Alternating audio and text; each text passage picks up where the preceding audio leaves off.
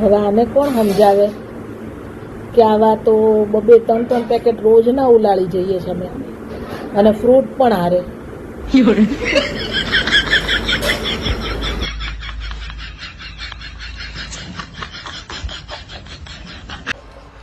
ભગવાન જ્યારે દે ને તે છપ્પર ફાડીને દે એવી કહેવત છે, પણ ખોપરી ફાડીને દે એવી ખબર નહોતી. આ તો હું બોલેસ, ખોપરી ફાડીને દે? અરે કેવું થયું ખબર તમને? ઓલા કિશોર કાકા જોડે. શું થયું કિશોર કાકા જોડે? કિશોર કાકાને ખોપરી ફાડીને દીધું ભગવાને. હા, શું દીધું ખોપરી ફાડી? નાળિયેર. કિશોર કાકા નાળિયેરની ઝાડ નીચે ઊભા હતા ને તે માથેથી નાળિયેર પડી.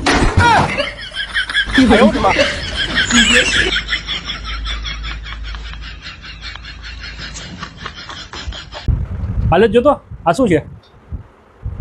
શું છે? અઠવાડિયાનું જમવાનું બનાવવાનું લિસ્ટ. સોમવારે સવાર અને સાંજ બેયનું છે. ઓહો. દાળ, ભાત, શાક, રોટલી, સલાડ, છાશ, પાપડ. સાંજે પાઉંભાજી. મંગળવારે મગ, ભાત, ગીસોડાનું શાક, રોટલી, છાશ, પાપડ. સાંજે રગડો.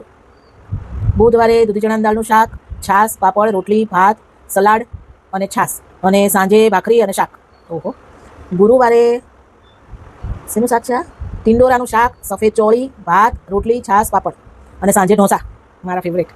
શુક્રવારે ચણા, એક લીલોતરી શાક, કઢી, ભાત, રોટલી, છાશ, પાપડ, સલાડ. અને સાંજે પંજાબી શાક અને પરોઠા. શનિવારે અડદની દાળ અને લાડુ, ભાત, બટેટાનું રસાવાળું શાક. અને સાંજે થેપલા, એની સાથે ચા અથવા સૂકી ભાજી, છાશ, દહીં. મોઢામાં પાણી આવી જાય છે. રવિવારે દાળ, ભાત, શાક, રોટલી, ખમણ, શ્રીખંડ, છાશ, પાપડ, સલાડ. અને સાંજે આલુ પરોઠા. આ કોણે બનાવ્યું તું? કોના અક્ષર છે? આ તો મારા અક્ષર છે. એ હા, આ તો મેં જ બનાવ્યું હતું લિસ્ટ. તે લિસ્ટ ગયા બનાવ્યું અઠવાડિયે. તું, પછી આમાંનું કાંઈ બન્યું તો નથી? વઘારેલી ખીચડી, બટાકા પૌવા સાંજે, અને બપોરે રોટલી અને શાક વધીને છાશ, અને એમાંય 3 કે 4 દી તારે બટેટાવાળા શાક બનાવ્યા તે બધાય. તો શું કામ આવો લિસ્ટ બનાવડાવસ? હું તમને એક્સપ્લેન કરું છું કેમ ના બન્યું એ. વિચારવા દો મને પહેલા. હા, એ તો ઓઠ હાજા ઉતર જાજા. સાંભળો, જો સોમવારે લખ્યું છે દાળ ભાત શાક રોટલી સલાડ, બરોબર.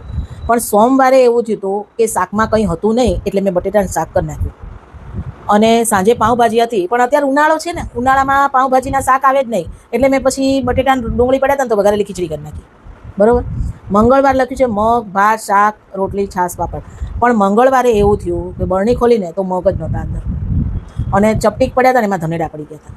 એટલે મેં પછી મગ ભાતનો પ્રોગ્રામ કેન્સલ કરી અને ખાલી ડુંગળી ટમેટાનું શાક કરી નાખ્યું, અંદર નાખી દીધા ગાંઠિયા, બરાબર. અને સાંજે રગડો કીધો હતો ને, તો રગડામાં એવું થયું કે સવારે હું વટાણા પલાળવાનું જ ભૂલી ગઈ, ભૂલકણી કરીને એટલી, એવું થયું. પછી આવ્યો બુધવાર. બુધવારે દૂધી ચણાની દાળનું શાક કીધું હતું, રોટલી, સલાડ, છાશ, પાપડ હતું. હવે બુધવારે એવું થયું, શું થયું? દૂધી નહોતી. હા ચાલ, ખોટી વાત ન કહો, દૂધી એ પડી, આજે પડી છે. એ દિવસે નહોતી દૂધી. મને ખબર હોય ને હું ક્યારે રહેવું છું. તો ચણાની દાળ નહીં હોય, નકર હું બનાવ્યા વગર રહું જ નહીં. એટલે મેં પછી શું વિચાર્યું કે લાવ સેવ ટમેટાનું શાક કરી નાખું. ટમેટા એક પડ્યું હતું અને એક થોડું અડધું બગડેલું હતું, એ કાપીને બનાવી નાખ્યું, બરાબર.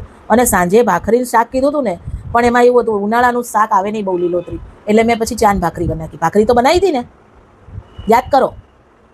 હવે આવ્યો ગુરુવાર. ગુરુવારે છે ને સફેદ ચોળી, ભાત, શાક, રોટલી બધું. પણ ચોળીમાં એ જ એવું જ થયું, પલાળવાનું ભૂલી ગઈ. એટલે પલાળવાનું ભૂલી ગઈ ને એટલે મેં પછી એ બાય બાના કાઢમાં ચોળીને પલાળવાની જરૂર હોય, એમને થઈ જાય. સવારે વહેલી જરા ઉઠીને ગરમ પાણી નાખી તો થઈ જાય. પલાળવી પડે, એ નકર કાચી રહે. એટલે મેં પછી શું કર્યું, બધું લીલી ચોળી પડી હતી ને એ દિવસે લીલી ચોળીનું શાક ને રોટલી નહોતા કરી દીધા તમને, યાદ કરો. અને સાંજે ઢોસા. હવે ઢોસામાં એવું થયું હતું સાહેબ, ઢોસા આપણે બહાર ખાવા ગયા પછી. હા, એમાં એવું થયું હતું, છોકરાઓએ કીધું મમ્મી ઢોસાનું પલાળવાનું ભૂલી ગઈ છું તો હાલ આપણે બહાર ઢોસા ખાવા જઈએ. તો ઢોસા તો ખાધા ને બહાર કે ઘરે ગમે ત્યાં. હું એમ તો છે ને આમ બહુ પાક્કી. આ લિસ્ટનો અર્થ શું તો પછી? સાંભળો, હજી શુક્રવારનું આવ્યું. શુક્રવારે હતા ચણા, લીલોતરી શાક, ભાત ને કઢી. હવે એમાં એવું થયું, ચણા તો મેં પલાળી દીધા હતા પણ ઠોઠડા રહ્યા હતા એટલે મેં ફેંકી દીધા. અને લીલોતરી શાકમાં છે ને પાલક પડી હતી એટલે મેં પાલક ટમેટાનું અંદર મગની દાળ નાખીને શાક કરી નાખ્યું. પછી કઢી ના બનાવી, છાશ ખાટી નહોતી એટલે, અને પાલક મગની દાળના શાક જોડે ભાત પડે નહીં એટલે પછી ખાલી શાક રોટલી કરી નાખી. અને સાંજે હતું પંજાબી શાક ને પરોઠા.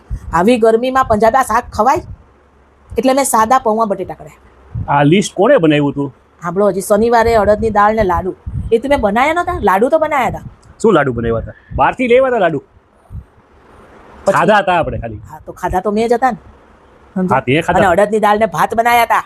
ઓહો. તો પછી છાશે બનાવી હતી, વાહ થોડી ભાઈ વાહ. ખાટી થઈ ગઈ હતી પણ.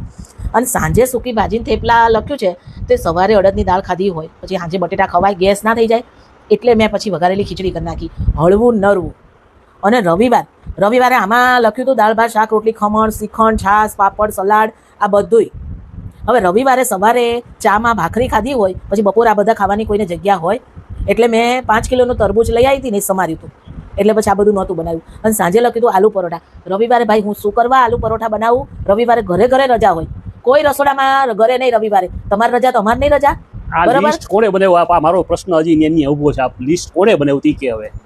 લિસ્ટ મેં બનાવ્યું હતું પણ ઉપર એટલું લખવાનું રહી ગયું કે આ લિસ્ટ સંજોગોને આધીન છે. જે પ્રમાણે સંજોગો હશે, સંજોગો વસાત બનશે નહીં બને. આ 2 લાઈન હું લખવાનું ભૂલી ગઈ. એમાં તમે મારી પર તાંડવ શેના કરો છો? સંજોગો એટલે શું? તારા ભૂલી જવાના સંજોગો, તારા નો હા. કરવાના સંજોગો, તારા બાના કાઢવાના સંજોગો? ક્યાં સંજોગો અમારે માનવાના? સોમથી શનિ સુધીના દરેક સંજોગો મેં તમને કહી દીધા છે. હવે તમારે માનવું હોય તો ના માનો, બરોબર. બાકી આ લિસ્ટ લાવો, ઉભારો પહેલાં લખી નાખો. આ લિસ્ટ સંજોગોને આધીન છે. ફૂદડી કરવાની છે ને? હા, મોટા અક્ષરે લખજે. ફૂદડી કરી જો આ. મોટા અક્ષરે લખજે એટલે બધાને વંચાય. હા, એટલે હવે છે કે ને આમાંની એક પણ વસ્તુ બનશે નહીં. મને ઈચ્છા થશે એ બનશે.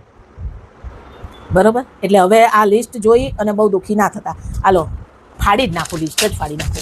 તેલ પીવા ગયું. લિસ્ટ પ્રમાણે હોય જ નહીં. જે રીતના સંજોગો હોય ને એ રીતના રસોડામાં, અને રસોડામાં જઈને જે મૂડ હોય ને એ રીતના અચ્છા, રસોઈ બને. આ